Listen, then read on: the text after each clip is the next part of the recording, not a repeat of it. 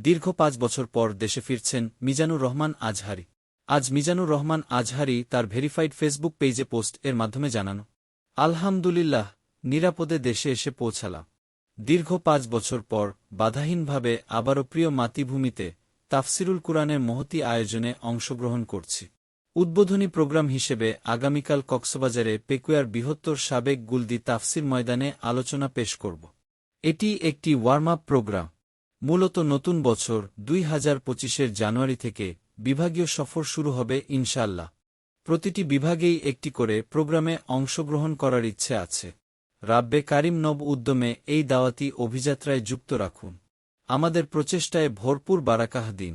প্রজন্ম ক্ষুধা নিবারণে বুদ্ধিভিত্তিক উপায়ে ইসলামের শাশ্বত বাণী উপস্থাপনের তাওফিক দিন।